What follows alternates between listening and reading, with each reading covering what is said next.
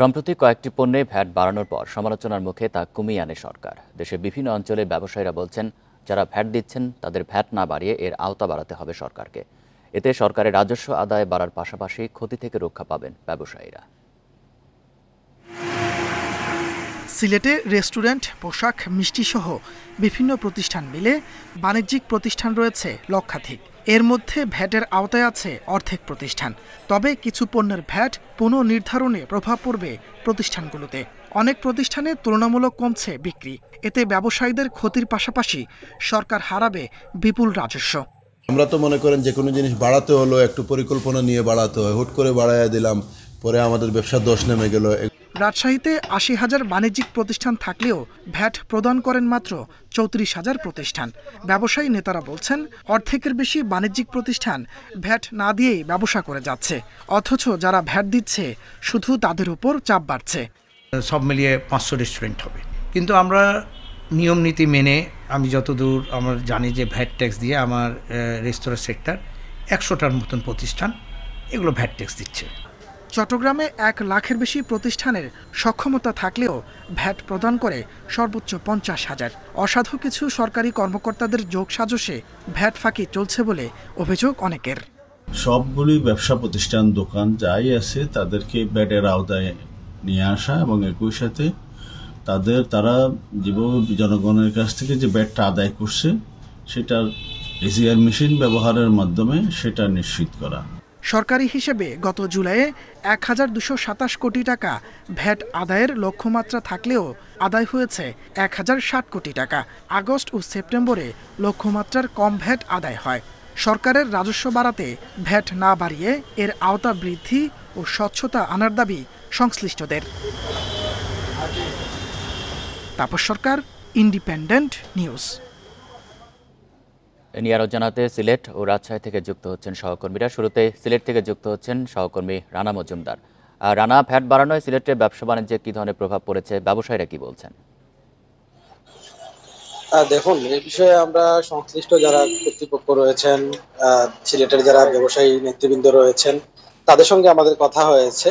তো তারা যে বিষয়টি জানিয়েছেন, আসলে এই যে ভ্যাট পুনর্নির্ধারণ করা হলো, তো সেক্ষেত্রে আসলে সিলেটের ব্যবসা বাণিজ্যের উপরে অনেকটাই কিন্তু আসলে এর প্রভাব পড়েছে। এবং বিশেষ করে সিলেটের যারা হোটেল ব্যবসায়ী রয়েছেন তাদের সঙ্গে আমাদের কথা হয়েছে। তারা বলেছেন যে আসলে সিলেটের মূলত কিন্তু আসলে পর্যটন নির্ভর একটি এলাকা, এবং এখানে কিন্তু দেশের বিভিন্ন জায়গা থেকে পর্যটকরা ঘুরতে আসেন। তো সেক্ষেত্রে সিলেটের হোটেল এবং রেস্টুরেন্ট ব্যবসায় কিন্তু এক ধরনের লাভজনক একটি সেক্টর হচ্ছে এই পর্যটন খাত। তো সেক্ষেত্রে যখন এই ভ্যাটটি পুনর্নির্ধারণ করা হয়েছিল, পরবর্তীতে আবার যখন সরকারের পক্ষ থেকে বাড়ানো হয়েছিল, তো সেক্ষেত্রে কিন্তু ব্যবসায়ীরা অনেকটাই শঙ্কায় ছিলেন যে আসলে তাদের ব্যবসার ক্ষেত্রে অনেকটাই হয়তো ধস নামতে পারে। তো পরবর্তীতে যখন আবার তাদের বিভিন্ন দাবি দেওয়া পরে তাদের আন্দোলন কিংবা মানববন্ধনও সিলেটে সংগঠিত হয়েছিল। তো সেসবের পরিপ্রেক্ষিতে দেখতে পেলাম যে ভ্যাট কিন্তু সরকার যে বর্ধিত ছিল সেটি কিন্তু প্রত্যাহার করে নিয়েছে। তো সেক্ষেত্রে ব্যবসায়ীরা কিন্তু অনেকটাই স্বস্তি প্রকাশ করেছেন।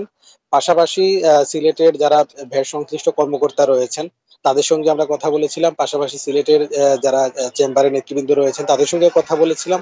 তো তারা যে বিষয়টি জানিয়েছেন যে আসলে সিলেটে কিন্তু এই যে বিভিন্ন বাণিজ্যিক ব্যবসা প্রতিষ্ঠান রয়েছে লক্ষাধিকেরও উপরে। তো সেক্ষেত্রে খুব কম সংখ্যক প্রতিষ্ঠানই কিন্তু এই যে ভ্যাটের আওতায় রয়েছে। সেই সংখ্যাটি আসলে তারা পরিপূর্ণভাবে বলতে পারেনি, তবে একটি শতাংশ কিন্তু তারা উল্লেখ করেছে, সেটি হতে পারে ৪০% মতো প্রতিষ্ঠান কিন্তু ভ্যাটের আওতায় রয়েছে, যাদের কাছ থেকে কিন্তু ভ্যাট আদায় করা সম্ভব হচ্ছে। তো সেক্ষেত্রে এই ৪০% প্রতিষ্ঠান থেকে ভ্যাট আদায় করা সম্ভব হলেও সরকারি যারা কর্মকর্তা রয়েছেন তাদের অনেকটাই আসলে দুর্নীতি ও নিয়মের কারণেও সেসব প্রতিষ্ঠান থেকেও কিন্তু পরিপূর্ণভাবে যেটুকু পরিমাণ ভ্যাট আদায় করা প্রয়োজন সেটি কিন্তু আসলে আদায় করা সম্ভব হচ্ছে না বলে যারা সাধারণ নাগরিক সমাজ রয়েছেন কিংবা প্রতিনিধি যারা রয়েছেন তারা জানিয়েছেন। তো এক্ষেত্রে আসলে যারা নাগরিক সমাজের প্রতিনিধি কিংবা সচেতন নাগরিক সমাজের যারা কিংবা ব্যবসায়ী নেতৃবৃন্দ যারা রয়েছেন তারা বলছেন যে এক্ষেত্রে ভ্যাটের যারা কর্তৃপক্ষ রয়েছেন, সংশ্লিষ্ট কর্মকর্তা যারা রয়েছেন তাদের উচিত হবে এই যে সকল প্রতিষ্ঠান পণ্য সেগুলো কিংবা সেবা যেগুলো হচ্ছে ভ্যাটের আওতাধীন রয়েছে সেগুলো থেকে পরিপূর্ণভাবে যেটুকু পরিমাণ ভ্যাট আদায় করা প্রয়োজন সেটুকু যেন আসলে সরকার লাভ করে, এটি হচ্ছে তাদের চাওয়া। পাশাপাশি আমরা কথা বলেছিলাম ব্যবসায়ী নেতৃবৃন্দের সাথে, তারা বলছেন যে আসলে সরকারের এই যে পুনর্নির্ধারণ করে দেওয়ার কারণে সিলেটের ব্যবসা বাণিজ্যের ক্ষেত্রে কিন্তু এর একটি নেতিবাচক প্রভাব পড়ার একটি সম্ভাবনা রয়েছে। কেননা ব্যবসায়ীরা বলছেন যে এই যে ভ্যাট তাদেরকে যেটা দিতে হয় সেটি তো মূলত কিন্তু তারা তাদের যারা ক্রেতা সাধারণ রয়েছেন কিংবা যারা বিভিন্ন হোটেলে থাকতে আসেন কিংবা রেস্টুরেন্টে যারা খেতে যান, মূলত সেই কাস্টমারদের কাছ থেকেই কিন্তু তারা এটি আদায় করবেন। তো সেক্ষেত্রে যখন কাস্টমাররা তাদের উপরে একটি চাপ পড়বে, আপনি জানেন যে দ্রব্যমূল্যেরও কিন্তু একটি ঊর্ধ্বগতি রয়েছে। তো সেক্ষেত্রে কিন্তু তখন সিলেটের ব্যবসা বাণিজ্যের ক্ষেত্রে এর একটি নেতিবাচক প্রভাব অবশ্যই পড়বে। তো সাধারণ যারা মানুষজন রয়েছেন তাদের সঙ্গে আমরা কথা বলেছিলাম এসব বিষয় নিয়ে। তো তারাও বলেছেন যে আসলে এই পুনর্নির্ধারণ করার কারণে কিন্তু সাধারণ মানুষের যাত্রার ক্ষেত্রে এক ধরনের চাপ পড়বে। তখন কিন্তু সিলেটের যে ব্যবসা বাণিজ্য রয়েছে, পর্যটন খাত রয়েছে, সেক্ষেত্রেও কিন্তু এই ধরনের নেতিবাচক প্রভাব পড়ার সম্ভাবনা রয়েছে।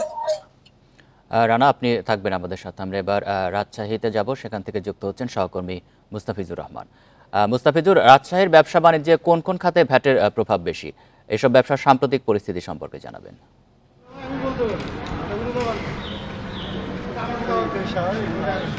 দেখুন, রাজশাহীতে যে ভ্যাটের পরিস্থিতি, অর্থাৎ সরকার যখন 15% নির্ধারণ করেছিল, তারপরে কিন্তু যারা ব্যবসায়ী সমিতি রয়েছেন, ব্যবসায়ী এই বিভিন্ন সংগঠন ছিল, তারা কিন্তু এর বিরুদ্ধে মানববন্ধন সহ একাধিক তারা কর্মসূচি নিয়েছিল এবং তার ফলশ্রুতিতে আমরা দেখেছিলাম যে পুনরায় কিন্তু 5% নেমে আসে। এবং সেই সময় ব্যবসায়ীরা কিন্তু একটি কথাই বারবার বলছিল যে করোনা পরিস্থিতি কাটিয়ে না উঠতেই আবার কিন্তু দেশে একটি উদ্ভূত পরিস্থিতি, তারপরে আবার যদি সরকার এ ধরনের সিদ্ধান্ত নেয় তাহলে তাদের যে ব্যবসায়ী যে মন্দা একটি ভাব ছিল সেটি কাটিয়ে না ওঠার পরও আবার যদি এই ধরনের একটি ভ্যাটের আওতায় চলে আসতে হয় বা ভ্যাট বৃদ্ধি করে দেয় তাহলে হয়তো তাদের ব্যবসায় হয়তো গুটিয়ে ফেলতে হবে, এই ধরনের কিন্তু একটি শঙ্কা ব্যবসায়ীরা করেছিলেন। কিন্তু তারপরেও এখন দেখা গেছে যে ব্যবসায়ীরা কিন্তু সরকারের যে সিদ্ধান্ত নেওয়া হয়েছিল এবং তারা সরকার যেহেতু পূর্ববর্তী সিদ্ধান্তে ফিরে গেছেন, যার ফলে ব্যবসায়ীদের মধ্যে কিছুটা স্বস্তি ফিরে এসেছে, এক কথা বলা যেতে পারে।